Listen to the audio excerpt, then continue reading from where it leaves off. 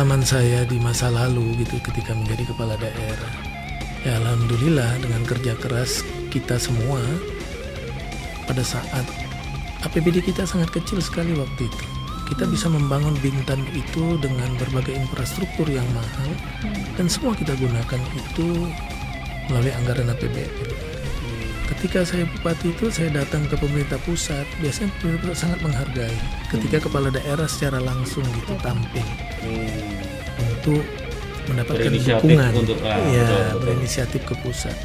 Maka saya kira untuk provinsi ini tidak ada alasan kalau provinsi ini tidak bisa berlari dengan cepat. Kalau kita bicara provinsi Kepri, apa sih yang tidak ada potensinya? Posisi strategisnya oke. Kemudian kawasan ini kawasan yang dekat dengan pusat pertumbuhan ekonomi di Asia seperti Singapura, Selat Malaka juga lalu lintas perdagangan yang sangat sibuk.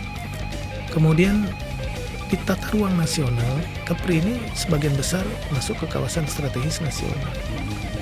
Kemudian ada beberapa kawasan-kawasan khusus, special economic zone di Kepri. Tapi saya miris kalau Kepri ini justru laju pertumbuhannya, pergerakannya lambat gitu. Saya pergi ke NTB, saya pergi ke Labuhan Bajo karena saya Komisi 5.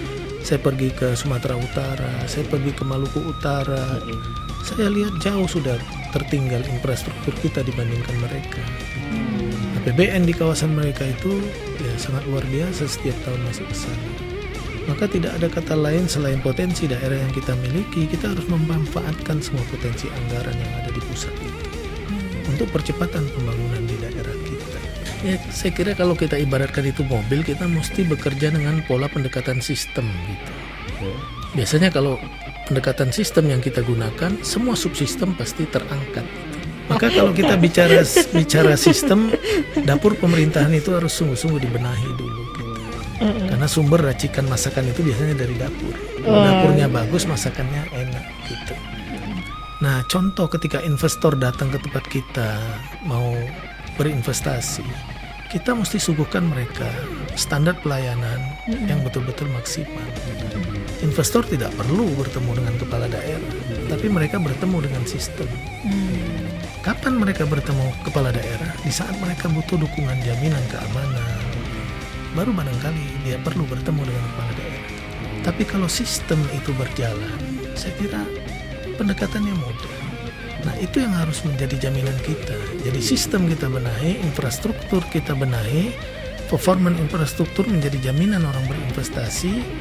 Kemudian kita membangun juga semangat optimisme masyarakat untuk terus memberikan dukungan dalam bentuk investasi apapun yang sifatnya memberikan multiplier effect yang besar. Jadi itu.